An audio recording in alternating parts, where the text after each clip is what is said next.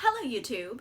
Today in the Naughty Librarian I am going over the entire Bridgerton series. This second half of April, I completely went rogue from my TBR list. I said TBR? What TBR? Threw that out the window and just binge read all of the Bridgerton books. So 8 of them.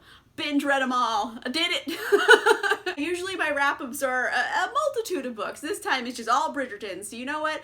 I read the whole Bridgerton series. I'm gonna review all of them. Let's go. I have an enormous glass of wine.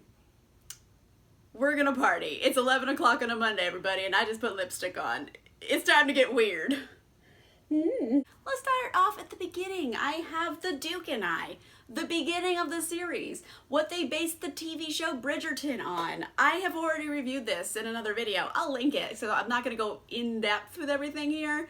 But it's Daphne and Simon, the OG of the Bridgerton world. I liked it. Like, I felt bad for liking it at points, though, because, like, there is some problematic content in it. Like, oh boy, like, everything just gets real toxic for, like, a hot second, and you're like, oh, this is not okay.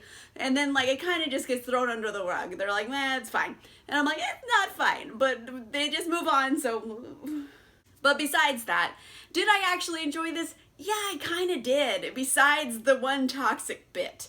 I really did enjoy it. It's very clever. I laughed out loud at bits. It's also steamy. So if you like Jane Austen, but you want it spicy, this will be your jam. Overall, I think I gave it like 4.25. 4.25. Solid beginning to a series. I'll link my last wrap up to get a more in-depth like review of this, but the OGs, it's a good start to the series. Next up, we move on to Anthony Bridgerton with The Viscount Who Loved Me. And for everyone who's seen this series, like, I get it. Everybody loves Anthony. He's kind of a hothead, but he's also sexy and he's got a cute tush. So everybody really likes Anthony. But in his book, I wanted to see what he was like in canon, you know? What's he like in the book? And in this one, his love interest is Kate. However, it doesn't start out that way. He's like, hey, Edwina, Kate's sister, you're really, you know, amiable, and you'll probably make an okay wife. Like, let's get married. And Kate's like, you can go fuck yourself, Anthony Bridgerton. Kate's not having it. And then they spend a lot of the book just antagonizing each other. But, like, I feel like Anthony needs that because he's so hot-headed that he just needs someone who's gonna push back. However, I did want Kate to be sassier. Like, a lot of times she was just tongue-tied and flustered and stuff, and I'm like, no, be a badass. Like, I wanted more badassness from Kate. But overall, I feel like the two characters had great chemistry. I liked it. I thought it was pretty good. Do I think it's as good as the first book? Sure, okay, why not? I mean, it still has some, like, iffy content in it where I'm just like, You know what, I'll just get into it, why not? Anthony has this moment where he's trying to, like, frighten Kate. Like, with the implication, and I'm like, ew, not cool, I don't like that. Ew, you know who likes frightening women? Criminals. Like, are you a criminal, sir? Stop acting like one. Like, ugh. But besides that, I feel like all these books have like a moment of problematic content in it. But, you know, they're from the early 2000s. It was a different era. And that kind of stuff was like really prevalent. But overall, very solid. I enjoyed it. I feel like Kate and Anthony are an OTP. I'd put them together. They're a good match. Good stuff. 4.25 again. Why not? Let's just keep rolling. Then you move on to Benedict Bridgerton with An Offer from a Gentleman. And oh my gosh, is this book hot garbage. Like, it was like, good, nosedive. And I was like, oh no. Benedict is the literal worst. Like, I hate him. He is just a spoiled little rich boy child who can't understand real life. And it's supposed to be like this big Cinderella story. So there's this girl, Sophie, literally Cinderella, evil stepmother keeping her as, like, you know, forced servitude, all kinds of stuff. Cinderella. And she goes to the ball one night, to the Bridgerton's masquerade, and she gets there, and Benedict's like, she's super hot. I can't see half her face, but she's super hot. they have like this big moment and they kiss, and she's like, oh fuck, I gotta go, and she runs away and she leaves a glove behind. So he's like, I gotta find this lady. And then he like searches for 2 years and he never finds her. And then, you know, of course they have to fall into each other's paths again. And he meets her, except Sophie is not a lady as she presented herself as. She is very much a housemaid. And here's the thing, already with Benedict, like, he does not recognize her. Mind you, for 2 years, he has been pining over this woman, fully in love with her, can't recognize her because now he can see her whole face. Like, I don't know why, like, the bottom half of her face didn't ring any bells. Like, and basically, you know, she's a housemaid, so, you know, different social standings. He's not gonna marry this girl, but he's like, hey, like, you should totally be my mistress. And she's like, no, that's insulting. And he can't fathom how it's insulting. He's like, but like, why? I would give you things. Do you want things? You can have them. And she's like, what are you gonna give your wife when you marry one? And he's like, oh. It doesn't like occur to him that he's a spoiled little rich kid bastard, and I hate him. I like fucking hate him. Ugh, like, I mean, it works out fine in the end, obviously, and like, honestly, their mom, Violet Bridgerton, bamf, total badass bitch. I love her in this book, but whoo boy, is Benedict a piece of shit. Like, I hated him intensely. He's just a spoiled little rich boy, and he has no idea what the world is like, and he's stupid, and he's a grown-ass man, and he's just stupid. Like, I can't with him. Ew, 2 stars. It had its moments sometimes. But then you come back with book 4, and now we're on to Colin Bridgerton with Romancing Mr. Bridgerton. This is Colin and Penelope. We've all been wanting this. If you've seen the show, yes, you want them together desperately.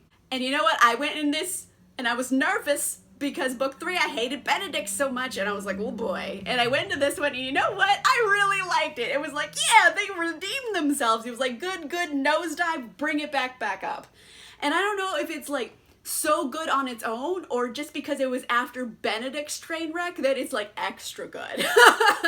So you have Colin. He is, kind of the wanderlust Bridgerton. He's been traveling all over the world. He's kind of, you know, he's a third son. He doesn't really have a lot of direction in life, so he's kind of just traveling all the time. He gets back and he's like, oh, hey, Penelope, what's up? Like, he's always been nice to Penelope. Like, she's friends with his sister. And he's just like, huh, Penelope's kind of smart and funny. Huh.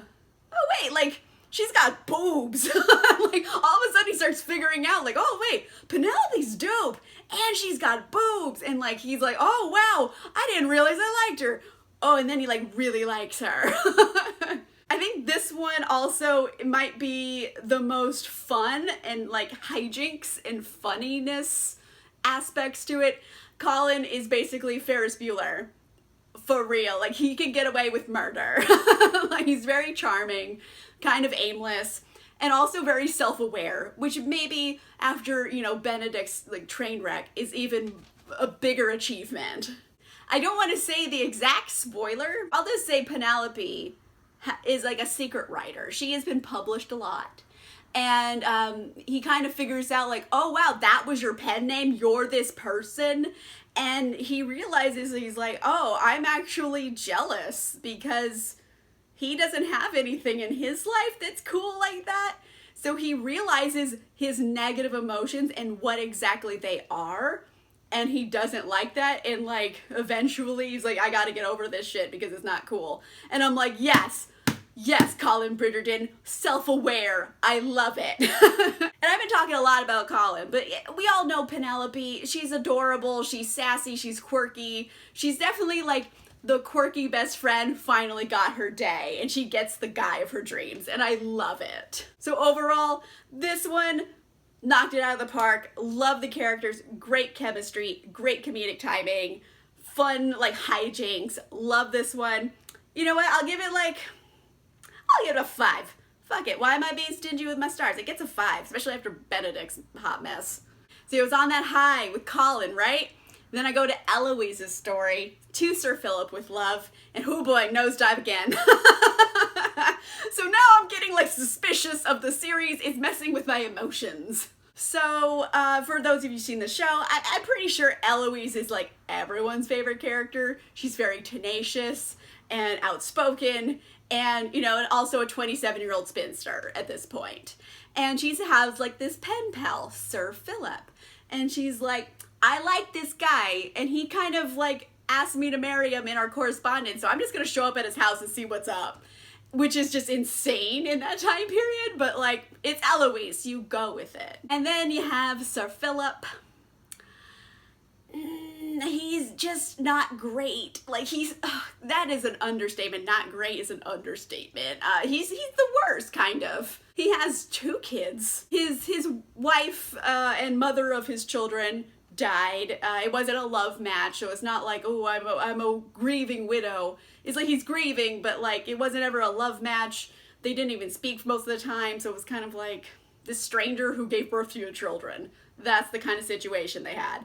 And she died, and so now he has these 8-year-old twins, and he just wants to play with his plants and have everyone leave him alone. So he's like, I gotta marry some lady to get a mom for these kids, because then I don't have to deal with them. Like, that's his whole jam. Like, he's like, oh, how do I get out of all of my responsibilities as an adult so I can go play with my plants, because he's a botanist. So you're like, ew, you have children. Like, you have to raise them. Like, no, you can't just be like, ew, no, you're strange lady, you raise my kids. It's like, what? And it's crazy as that concept sounds, he's real proud of himself. He's like, wow, I found a lady to raise my kids. I'm a great dad. Like, he's really proud of himself. He thinks he's killing it. And everyone's just like, you're the worst, and we hate you. I mean, eventually, he does come around, and there is aspects of, like, grief and dealing with childhood trauma that's in Sir Philip's like story arc, but there's never enough time to go into those concepts in any real depth. So they just kind of feel like afterthoughts to why he's acting the way he's acting. Like, if you would have like invested time into those situations, he could have become a much more sympathetic character. But as it stands, he's kind of just he's just the worst. I don't know. I mean, he's good in bed, I guess. That's what he's got going for him. So, I don't know. It's better than Benedict still, but, like, not great. So, I was really disappointed. I gave it 3 stars. It's like, it's fine. It's fucking whatever. Next up, we moved on to Francesca, the Bridgerton we know the least about. She's always off in Scotland. So now we have Francesca and Michael. And honestly, this is the angstiest book in the whole Bridgerton series. So much angst. The most angst ever. For starters, Francesca is a widow. She was widowed at 23. So, very young widow. Husband died completely unexpectedly. All of that grief. She miscarries a child. Michael's her best friend / secretly fell in love with her the day she married his cousin. So that's how they know each other. So he's always been in love with her, and he can't say anything about it. And then her husband dies, and he's like, oh no, like, I can't be around you. Like, he freaks out. He runs away to India. So her best friend, like, abandoned her. She lost a child, and her husband's dead. So she's going through some shit. And then Michael finally comes back, and they're thrown in each other's, like, paths again. Because, mind you, he's now the Earl or something. I forget. He's the Earl. He took over her husband's title. And she's still, like, the dowager lady of whatever this place was. Who are they? I forget what they're, like, it's some Scottish name. I can't forget. I just can't remember what it is right now. But it's irrelevant. Michael's a rake. He's kind of like trying to reform himself. He wants Francesca to love him, but there's all this guilt on both of their sides because like this dead husband's in the middle still, and they're like, how are we supposed to like be together? Because like that's his cousin, her dead husband. Like it's like a mess. And also he has malaria. So there's a lot going on here medically speaking. So let's just recap. You have widow, miscarriage, and then also best friend abandons you. Then he comes back and he has malaria. So there's like so much angst in here. One thing that was interesting about the book is that they actually went into infertility and how that affects couples, and especially in this time period where they know so little really about medicine for Francesca just not to be able to conceive. Like, they've probably been together for almost like 7 to 10 years and they still haven't conceived. And, you know, they've been trying. So it goes into that. So there's a lot of medical drama in this book and just angst. I mean, eventually, yes, they do get their big happy ending, and that's all great. Of course, they're gonna have a big happy ending. They're not just gonna be sad forever. But it's a pairing you really, really root for. As angsty as this book was, you really want Michael and Francesca to get together. That you just want them to be happy by the end of the book because they have a lot of shit to deal with. So overall, is it super angsty and like not my fave? Yeah, but do I think it's well written? Also, yes. So it's one of those weird books where I'm just like, it's too much angst, but also well done angst. So 4 stars. Now we're getting into the baby Bridgertons with Hyacinth's story. It's in his kiss. And Hyacinth is, frankly, okay, here you go. All of the other books up until this point that Hyacinth has been in, she's just been insufferable. So you're like, oh my gosh, I have to read a whole book about this girl. However, in her own book, she's not insufferable. She's actually really quirky and likable and tenacious and just like really cool. She's like a little Nancy Drew and you're like into her. Her love interest is Gareth, and he is kind of a like a disowned son of a guy. He's like a lord of some kind. I don't remember exactly what his nobility title was, but he is dead. Do not get along. Real bad, real toxic relationship. And, you know, Gareth is also very much a tenacious kind of playboy character. So I feel like him and Hyacinth together work really well because they have similar, like, the audacity. Like, both of them have that in spades. Is there problematic content again? Yeah. Oh boy. Like, Gareth is just like, oh, I gotta get her to marry me. I really want her to marry me. And I think she's gonna marry me. She said yes, but I gotta make sure she can't ever say no, so I'm gonna seduce her. Like, that's his master plan. And I'm like, ew, you were cool. You were cool. We were rooting for you. We were all rooting for you. Rooting for you. We were all rooting for you. How dare you? And so that goes on, and you're like, ugh, why, Gareth? You were like cool. And so there's that toxic nugget in the book.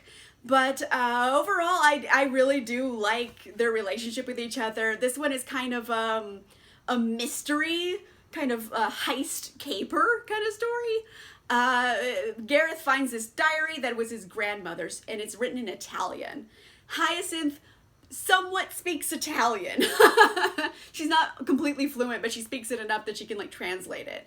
And they find out that there are diamonds hidden somewhere in the manor. So they have to like find these diamonds, and they're on like a treasure hunt looking for clues to find these diamonds. So it's also like a fun like mystery kind of caper story. Both of these characters are just audacious and I like them. So overall, I did really enjoy it despite the nugget of like, ew. But besides that, very fun book. I would recommend this one in particular. If you enjoyed Do You Want to Start a Scandal by Tessa Dare, these two books I feel like are cousins. They're very similar characters and similar kind of heist, mystery, figure out what happened type of tales. So I feel like these ones are cousins. And maybe that's why I like this one so much, because it reminded me a lot of this one. And I love Tessa Dare. So here we are, the last book of the Bridgerton series. We're going with Gregory, the second youngest. And Gregory is a 4th son. If you thought Colin was aimless, like he is way aimless because he's also 10 years younger. So he's like the baby boy, brother, 4th son. What's he gonna do with his life? And all of his siblings and even his mom are like, you know, like you should figure some shit out. Like, you don't ever have to work for anything. You're just like floating along in life. And that's him. So he's at his brother's house. They're having a party. He sees this girl who's like the hottest girl apparently. Her name is Hermione. And he's just like, I am in love. She will be my wife. Be my wife. And he's never had to like work for anything. So he's just like, I'll marry this girl. And he walks up. He's like, sup? And she's like, And he's like, like, he just doesn't get it. But enter her best friend, Lucy. So, I'm gonna tell you right now, Gregory, Lucy, endgame. We're gonna go for it. So Lucy is like, listen, like, I think you're a good guy, better than most of the people who are drooling over Hermione, so like, I'll help you. Like, I'll be your wing lady. Like, I'll help you get Hermione. And he's like, dope, let's do this. Things lead to other things. Hermione is kind of very much a wishy-washy kind of girl who's just in love with love. Obviously, it doesn't end up well for Gregory. She ends up marrying some other person, and Lucy's like, oh, I tried. And then things lead to other things, and he's just like, wow, Lucy's cool. Lucy's like really cool. And then he's like, wait a minute, like, Lucy's super pretty. Oh shit, like, I really like Lucy. She's gonna be my wife. Like, I'm in love with Lucy. Like, he's very determined about things. He's very much in love with love. He's very much the romantic. He's just like, and I'll see her and my heart will shudder. And like, he's very like poetic in his romance, and it's just ridiculous. And here's the kicker here. You think it's gonna be like a normal love triangle kind of rom-com story? Nope. Things take a turn for dramatic. Turns out Lucy's uncle, super gross, he engaged her to this guy, and so she has to go marry him because treason. I won't get into more reasons, but like, there's treason and they're being blackmailed, so he sold her to this family to get out of being blackmailed. He's a real piece of shit. And she's like, well, I gotta marry this guy or my family's gonna get fucked up, so I gotta do it. And like, it's the most dramatic, romantic like antics in this book, because Gregory's like, I gotta stop the wedding. Like, runs in, you can't marry him. Like, he stops a wedding. That's not a spoiler, that's literally the first chapter of the book, and then they go back in time, so not a spoiler. But yeah, he literally tries to stop a wedding, and then things get even more dramatic after that. Really, treason and shootings and like craziness, it just goes like drama-rama for a hot minute. I mean, obviously it works out well in the end, and there's like, you know, the epilogue in the book, and like, oh boy, Gregory and Lucy, they just popping out kids. Like, they end up with 9. That's 1 more than the original Bridgerton bunch. Like, dude. Like, they have been busy. Her like birth canal's just a water slide at this point, because she's just popping out babies right and left. And it's like, you know, like, the pull-out method isn't perfect, but it's something. Like, could they try? Like, oh! Yeah, both of them are just completely overwhelmed that they have 9 children, but, like, stop making babies. Oh my gosh. I don't know. I feel like this book was kind of like a big blowout ending. It's just like a big histrionics, and the crazy romance that you see in movies is just so overdone, and, like, I enjoyed the campiness of that. It's just like, yeah, you know, go for it. You do you, honeydew. So overall, I did like it. It was not very spicy, I would say. This is the least spicy of all the bunch. The least smutty. And, I mean, it's kind of weird, because we knew Gregory in the first book when he was like 10, and now he's like 28. So, like, we did know him as a child, and now he's fucking. So it is a little weird, but also, you know what? If you're gonna have, like, gunfights and treason, you could at least fuck. Like, I just wanted more spiciness in this book. Overall, like, I don't know. I enjoyed the campiness of it. Is it my favorite, though? No. So, 3.75 stars. There you go. Okay, so that was the entire Bridgerton series. I just endurance read these for 2 weeks. All 8 books. And you know what? I'm going to rank them. I'm going to rank them from my favorites to least favorites. I'll put them on the screen. This is my official ranking. I'm right. I'm not accepting, you know, debates here. This is my ranking of best book to worst book for me. And if you have a similar reading taste, I feel like this would also work for you. So there you go. I read the whole Bridgerton series in 2 weeks, like a crazy person. Let me know in the comments down below. I don't know, did you watch the Bridgerton show? Like me, did you like completely get obsessed with it and be like, okay, I'm gonna read all of the books now, even though I had previously given up on Julia Quinn? Seriously, I talked about this in videos probably a year ago. I tried like a few Julia Quinn books and didn't like them, so I was just like, it's not for me. And then I started reading it again, and I was like, oh shit! Like, I like these now. Like, my reading taste has changed somehow. So, second chance author, marathon read the series, having a good time. What's an author that you gave a second chance to and you're really excited that you did? Let me know in the comments down below. If you like this video, make sure you give it a like. And if you want to see more videos, make sure you subscribe. And I'll see you guys soon. Bye!